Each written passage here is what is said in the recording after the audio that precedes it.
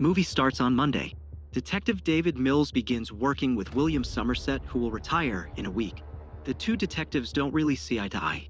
When Mills and Somerset arrive at the scene, an obese man is lying dead at the table. They are still not sure if it was a murder or not.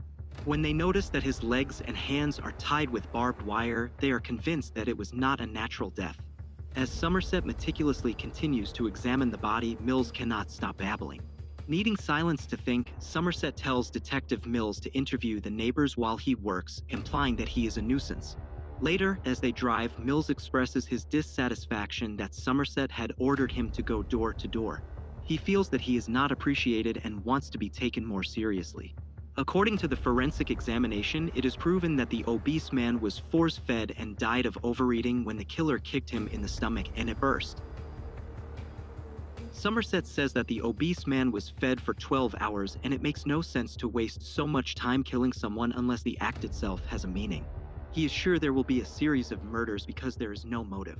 The captain expresses his doubts. He just believes that someone wanted to anguish the fat man. Somerset also thinks that this is not a good first assignment for Mills, who in turn is disappointed since it is not his first. The captain agrees with Somerset and reassigns Mills. Tuesday. Mills is not particularly amused in the morning when the building is flooded with reporters. An infamous defense attorney is killed, greed is written on the carpet, and his wife's picture has glasses painted on it. Somerset's name is already being scrubbed from his door when the captain enters and informs him of the recent murder in which greed was written in blood. He does not want Somerset to retire, he's too good at his job for that. He also says that plastic parts were found in the corpse of the fat man, which were fed to him. This information makes Somerset curious. He returns to the first crime scene and upon more investigation, he finds out where the plastic pieces came from and determines that the refrigerator has been moved. On the wall behind it there is a note from the killer, next to the word gluttony written in grease. He shows the captain the note that says, "Long is the way and hard that out of hell leads up to light." Somerset thus proves that this is only the beginning, for there are 7 deadly sins: gluttony, greed, sloth, wrath, pride, lust, and envy. He refuses to get involved in this because he is retiring in 5 days. At night, he visits the library and looks for books on the 7 deadly sins, while Mills takes a closer look at the photos of the crime scenes. Friendly as he is, Somerset writes a list for him and even makes copies of the most important clues. At dawn, he leaves a letter with clues on Mills' desk. Wednesday, Mills moves into Somerset's office and the two will work side by side until Somerset retires. The phone rings. Mills' wife, Tracy, wants to speak to Somerset. She invites him to dinner tonight.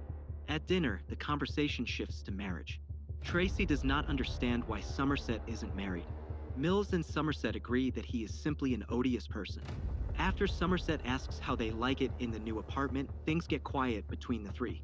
The whole apartment starts to shake and it turns out that it is above the subway. The realtor had ignored to mention that it was a thing. Then Somerset can no longer keep his laughter to himself. A detective failed to notice such a thing when choosing an apartment. After dinner, Somerset and Mills talk about the case.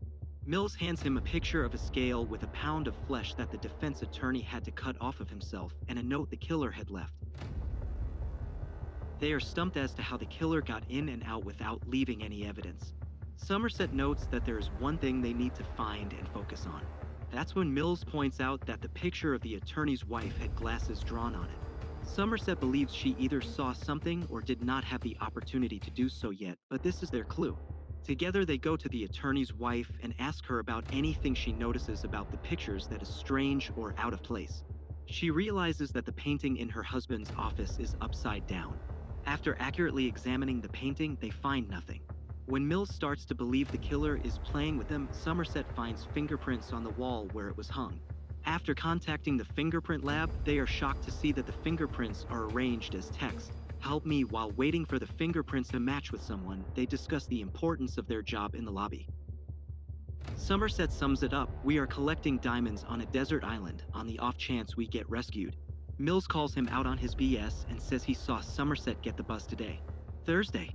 There's a match on the fingerprints, but according to Somerset, it's not their suspect. Their killer has more drive than just someone with mental ailment. Accompanied by a SWAT team, they break into the apartment of the man whose fingerprints matched. He is the third victim strapped to his own bed. When the detectives look at the photos the killer took, they find out that the man has been lying there for an entire year, perfectly representing the sin of sloth. On closer inspection, it turns out that he is still alive. News photographer arrives shortly thereafter, and Mills even wonders how they got here so quickly and shoos him away.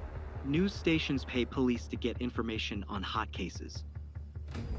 Unfortunately, it is not possible to question the victim because his brain is all mush and he had chewed off his tongue long ago.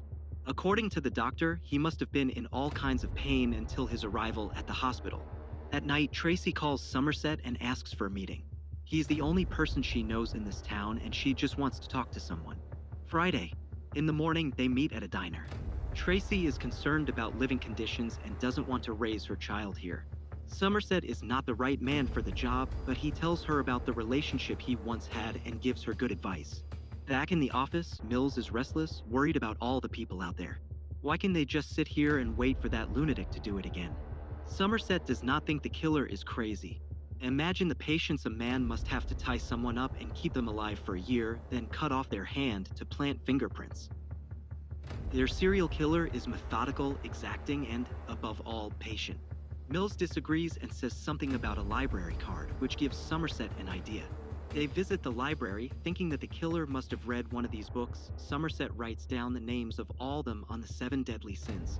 With Mills' money, Somerset pays a man from the FBI to give him information on people who have borrowed the books. Of course, Mills is not that amused by this because it is illegal. They get their list and go through it. They find one name that stands out, John Doe. Mills is still upset when they arrive at Doe's door, not knowing what they are going to say to him. They notice a man standing with groceries in hand who suddenly pulls out a gun and starts shooting. No one is hurt, but a chase ensues inside and outside the building. Mills does the best he can to follow. Eventually, the suspect manages to knock Mills down and he loses his gun. The suspect holds him at gunpoint. Mills mutters no to himself and the suspect leaves him alone and flees the scene. Back at Doe's door, Mills argues with Somerset about whether or not to enter by force. Somerset tries to explain to Mills that they do not have a warrant and no reason to be here because their information is illegal, but he is so angry that he breaks down the door. To make an excuse for why they are there and busting open someone else's door, Mills hires a bum to tell the officers that she found the guy wary and called the detectives. The detectives take a walk through Doe's apartment. It's dark, but there's a whole lot to see. Somerset even finds the spaghetti in cans and a hand used for fingerprints in a glass shelf. The last shelf contains a picture of a woman. Mills discovers several photos of victims while Somerset reads the killer's diaries and is suddenly called out by his partner. It turns out that the news photographer? Yeah, that was their serial killer. There's even another problem: their forensics team cannot find any fingerprints. While Somerset is quite relaxed and still reading the diaries, Mills again shows his nervous nature. Suddenly, Doe's phone rings. It is the suspect himself. He affirms his admiration for law enforcement agents and even apologizes to Mill for hurting him during the chase. Because of these events, he had to move up his schedule and assures them that they are in for a surprise. Saturday, the detectives get a tip from an S&M shop and get a photo of something Doe had ordered to be custom made. That's when they get word that a killing has occurred and they head to the next crime scene. It's the sin of lust. The blonde is dead and a man is sitting, hysterical. At the station, while Mills is questioning the owner of the brothel, Somerset talks to the man found at the scene. He is panting and says that Doe forced him to do it at gunpoint. Somerset throws a photo of the custom-made strap-on Doe ordered. At the bar, the detectives talk about how to catch the killer. A philosophical conversation develops about the purpose of their work. We live in a world where it's easier to steal than to earn it. It's easier to beat a kid than to raise him. Somerset says that's the world they live in, and that's his reason to retire. Mills disagrees, saying he wants to believe in his ideals instead. At home, Somerset is restless, thinking about what Mills said. Sunday, the detectives arrive at their next crime scene. It is the sin of pride. The woman had two choices: call for help and be disfigured, or take the pills and get out of her misery.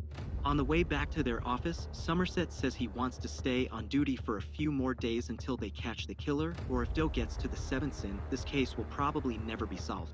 While the two are in the precinct, John Doe follows them and catches the detective's attention. Doe speaks calmly with blood smeared on his shirt while Mills shouts at him and makes him get on the ground. A member of the team puts him in handcuffs.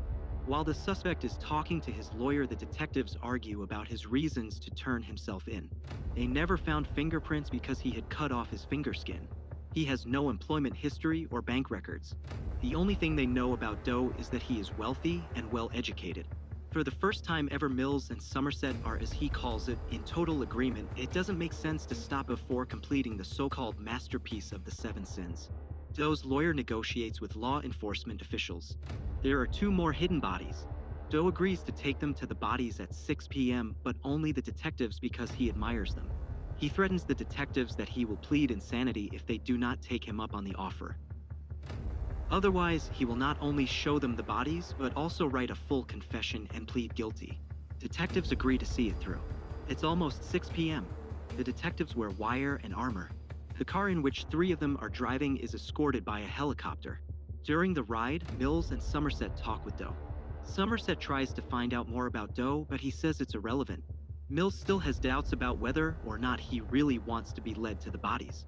Doe enlightens him about his motives and promises Mills will find answers in the last act of his work. He doesn't deny that he has the pleasure of turning every sin against the sinner, but he is not insane. Doe loses his temper for the first time when Mills believes that the victims were innocent. In his eyes, people tolerate the deadly sins because of their triviality. He hopes that he can change this aspect with his example. In Mills' eyes, he is delusional. Doe says they will be remembered, but the only reason he is here is because he wanted to be caught. The only reason Mills is here is because he spared his life, and Doe wants him to remember that for the rest of his life, or should he say for the rest of the life he allows him to have. The only one who actually remains calm, at least outwardly, is Somerset. According to Doe, they arrived at their destination. There is almost nothing there except high voltage towers, a broken car, and an old trailer. Because of the power lines, the helicopters cannot follow them into the area. Mills gets Doe out of the car, and cuffed he leads the armored detectives into the field. At 7 p.m., a van appears suddenly. That's why Somerset runs to intercept it. The van stops and the driver gets out of it. He's a delivery guy and brings a package for Detective Mills. Somerset sends the driver away.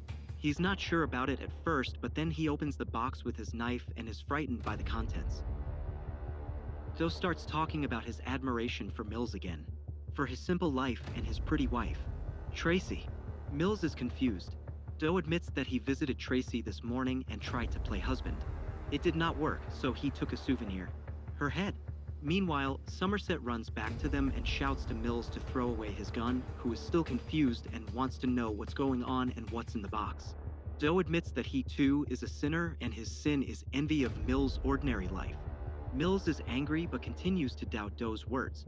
Somerset explains that Doe's intention is to be killed by Mills. Doe wants Mills to seek vengeance on him to become the sin of wrath. Doe further upsets him, saying that his wife begged for her life and the life of their baby. Mills begins to cry, still with the gun in his hand. It turns out that Mills didn't know his wife was pregnant. Somerset asks for the gun again, explaining that Doe can only win if Mills shoots him.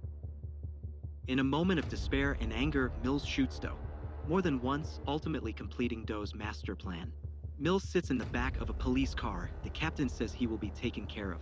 Hemingway once wrote that the world is a fine place and worth fighting for. Somerset agrees with the second part. Movie ends here. If you like the video, consider subscribing our channel. Thank you.